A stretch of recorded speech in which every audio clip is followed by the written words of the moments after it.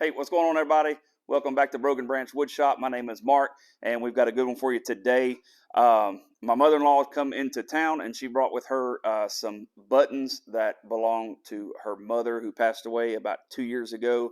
And so we thought about a cool project that we could do with some of these different buttons, and we're going to cast these buttons in some molds today, get them over into the pressure pot, and then we have some seam rippers because they all love to sew, and we're going to take these buttons and we're going to put them on some seam rippers for them. We've got some colored buttons, we've got clear buttons, and we're actually going to try to do one mold in clear, and we're going to try to do the other one in resin. And I'll be honest with you, it's the first time we've done these, so don't exactly know how it's going to turn out. So let's just see what we do. We'll get our gloves on, our glasses, and get started, and let's see how it turns out.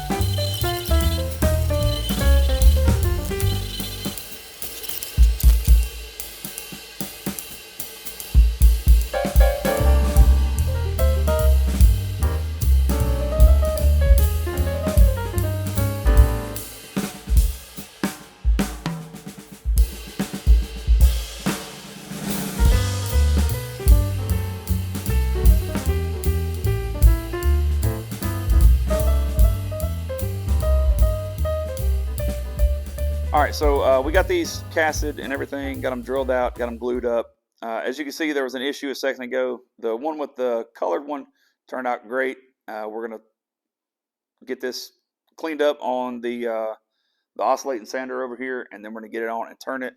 But this one right here with the white and clear buttons that we did the color on, well, it didn't go so hot. So generally, and it was totally my fault. So generally when I'm doing something that is clear or translucent that you're going to be able to see anything through, I like to paint the inside of the blank and the tube, and it keeps you from seeing all the brass on the tubes and stuff like that. And so I was a little bit worried about that, and so I've done that with this one.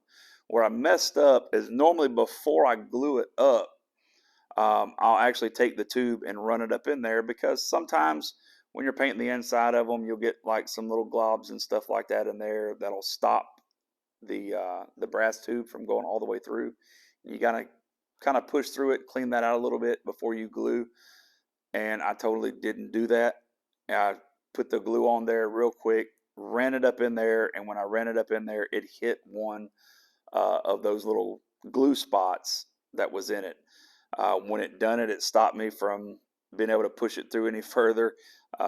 If we got it in the video here, you'll actually see me. I start slamming it down on the desk, trying to push the tube in there. because it was starting to dry up already. Again, totally my fault. So we've got just a little bit of the tube. I mean, just a tiny bit of the tube sticking up. So we're gonna roll with it. We're gonna try to see if we can make something out of this thing. Um, I don't think that little bitty tiny bit is gonna make any difference. I don't know. The biggest difference it's gonna do is we had planned on having some of this burl wood on either side of the seam ripper.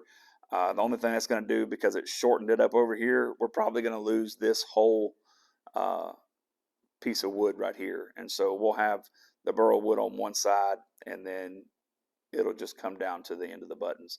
But no big deal. If it works, it works. If it doesn't, it doesn't. Like I said, it's the first time we're doing these. We're just going to wing it. Let's see how it goes. Let's do it. All right, so we got the end cut off of this. So now we're going to go ahead and sand it up.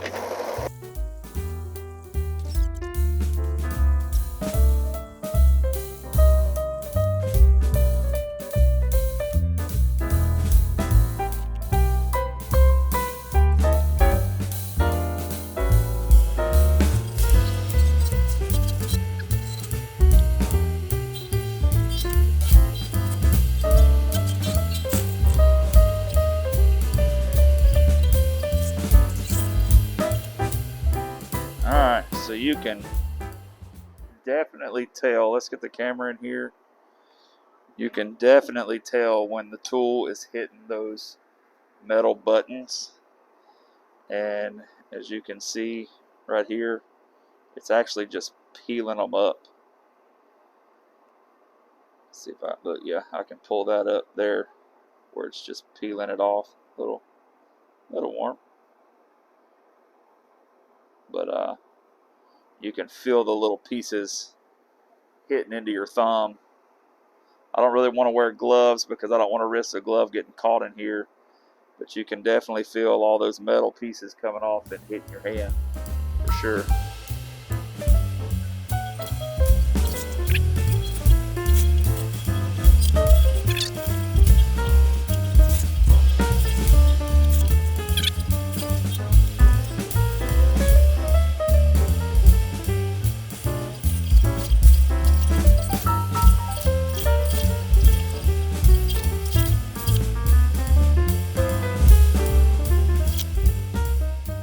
Alright, so let's get the camera in here a little bit.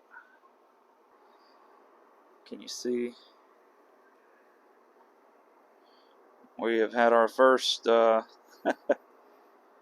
button eject. One of these metal buttons has blown out. You can see where it caught. It was shaving away. Let's see if I can get it in here. Alright. It was shaving away here, going that way. You actually see where it caught right here and got up under it right there and grabbed it and popped it out. But we would have got down past that anyway, so we're going to keep on turning and let's see if it happens again. Who knows?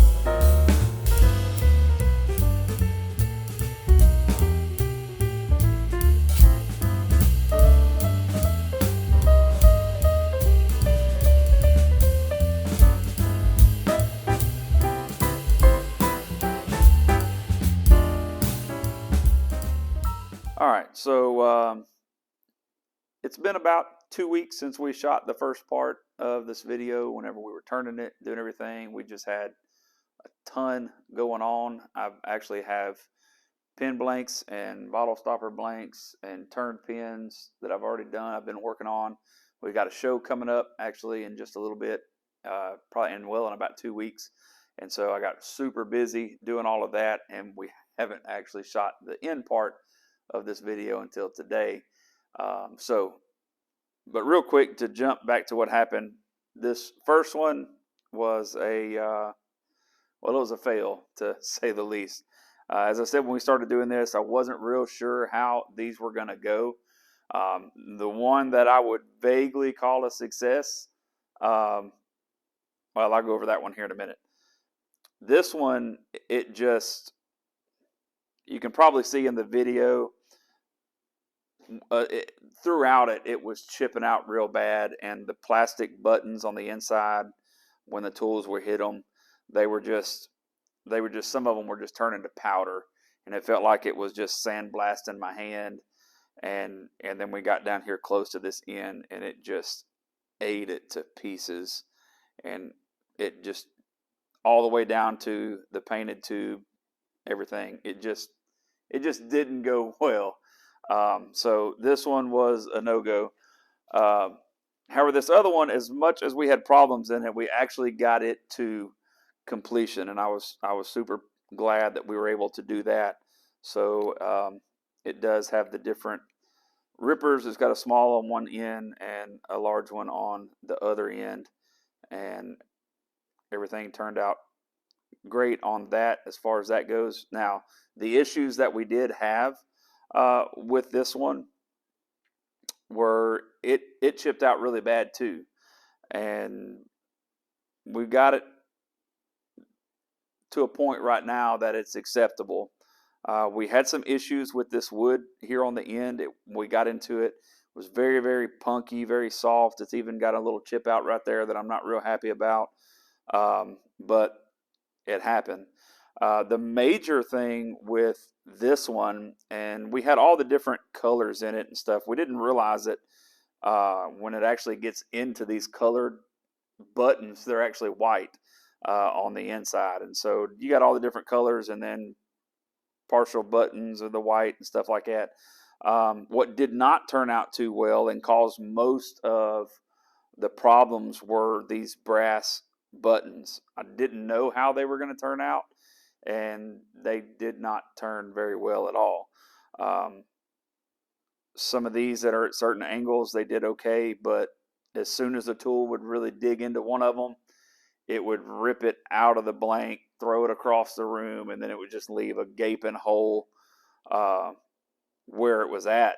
And actually, at one point, I felt like I got a bee sting right here on my chest, and it had ripped a good piece of one of those brass buttons out and slung it and stuck it into me right here. So I was glad that I had some facial protection. I probably should have worn the shield, to be honest with you, because I just had little pieces of stuff stuck all in my face where my mask and my glasses weren't.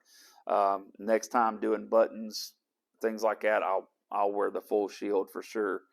But yeah, this thing, honestly, I didn't think it was going to work, and it's not perfect. I'm not fully happy with it, but it was just a memorabilia kind of a piece for my mother-in-law, from buttons from her mother's collection before she passed. And for what it is, I feel like it kind of turned out okay. But I almost just didn't even do the video, just stopped it where it was at. But I mean, it's a learning thing, and I wanted to share that with you guys and show y'all how it turned out and the issues that I had with it, the different problems we had with it, and just try to be real and show you what happened. But anyway, well, I appreciate you for tuning in, and we got a lot of cool stuff hopefully coming up. We'll video some of this stuff. I'd like to shoot some videos and stuff for the show that we're at, having the booth set up, stuff like that. I don't know if you're interested in any of that. Just kind of maybe leave me a comment, let me know if that's something you'd be interested in seeing, that setup and some clips from that. But anyway, until next time, you guys be safe out there, and we'll see you back in the shop. Have a good one.